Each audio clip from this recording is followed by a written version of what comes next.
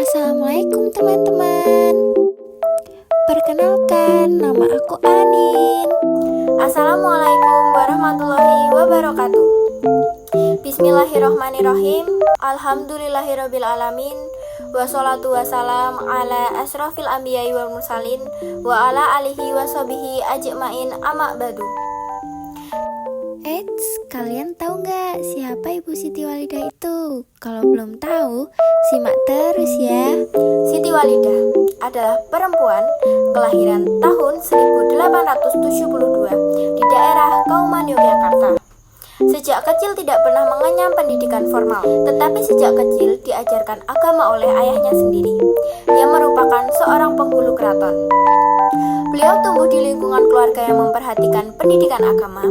Pada masa itu, banyak yang mengatakan bahwa pelajaran di lembaga yang didirikan oleh Belanda hukumnya haram.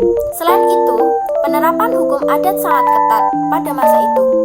Seorang anak perempuan di lingkungan Keraton Yogyakarta harus tinggal di pingit atau di rumah sampai datangnya waktu untuk menikah.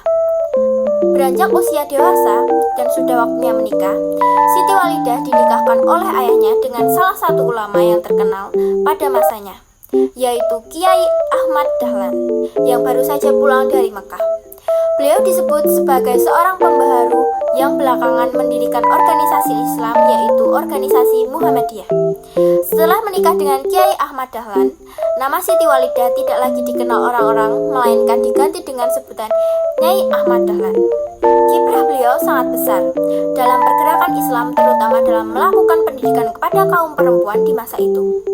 Kiprah dan perjuangan dimulai ketika beliau ikut serta dalam merintis kelompok pengajian wanita Sopo Tresno.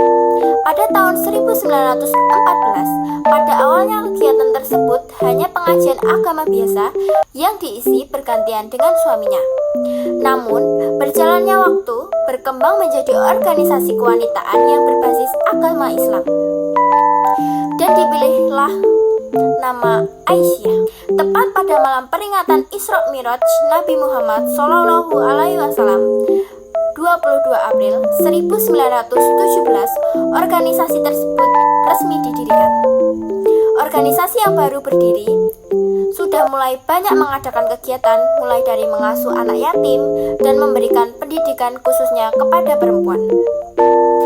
Berdirinya organisasi ini memberikan ruang gerak bagi perempuan untuk belajar.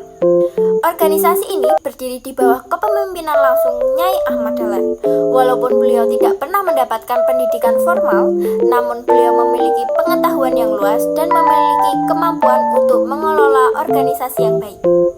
Keterampilan beliau dalam organisasi Muhammadiyah yang sering menemani sang suami dalam mengolah Muhammadiyah mampu tumbuh menjadi seorang pemimpin perempuan yang memiliki pemikiran dan pengalaman luas.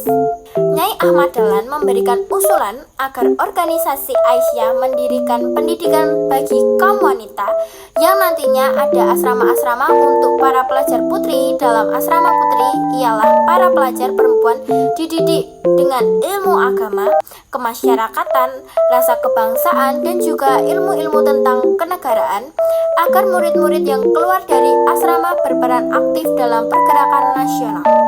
Beliau berjuang ingin membuang kepercayaan lama yang masih menganggap bahwa perempuan tidak seharusnya berorganisasi. Perempuan cukup berada di rumah, mendidik anak, dan melayani suami. Beliau yakin dan percaya bahwa perempuan mampu dan sepadan perannya dengan laki-laki. Bahkan perempuan bisa melakukan hal yang sama seperti yang dilakukan laki-laki. Pemikiran Nyai Ahmad Dahlan yang luas dan maju direalisasikan melalui adanya sekolah-sekolah putri, mengadakan kursus-kursus pelajaran Islam, dan memberantas buta huruf bagi kaum perempuan, mendirikan rumah miskin dan anak yatim perempuan, serta menerbitkan majalah bagi kaum-kaum wanita. Demi mewujudkan cita-citanya, beliau bersama pengurus Aisyah lainnya sering mengadakan perjalanan ke luar negeri atau keluar kota dan pelosok-pelosok desa untuk menyebarkan idenya. Sejarah mencatat bahwa pada tahun 1926, Nyai Ahmad Dahlan pernah memimpin Kongres Kemuhammadiyahan ke-15 di Surabaya.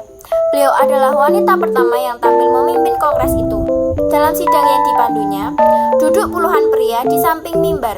Sejak saat itu, nama beliau semakin terkenal di mata umat, khususnya bagi kalangan Muhammadiyah.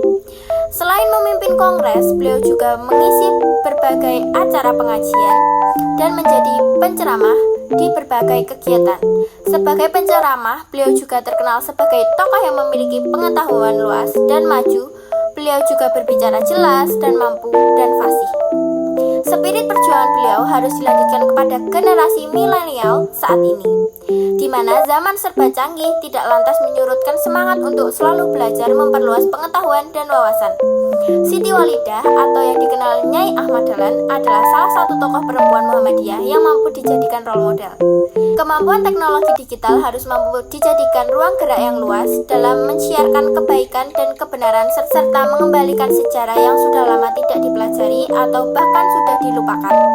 Demikian beberapa hal yang dapat saya sampaikan. Semoga apa yang disampaikan tadi bisa memberikan manfaat bagi teman-teman. Tentunya kesempurnaan hanya milik Allah semata. Karena itu saya mohon maaf atas ucapan dan tindakan yang tidak baik atau tidak mengenakan bagi para pendengar. Wallahu mu'afi ila ahwamit thoriq. Semoga Allah menuntun kita menuju jalan yang paling lurus, yakini Islam. Akhiri salam. Wassalamualaikum warahmatullahi wabarakatuh.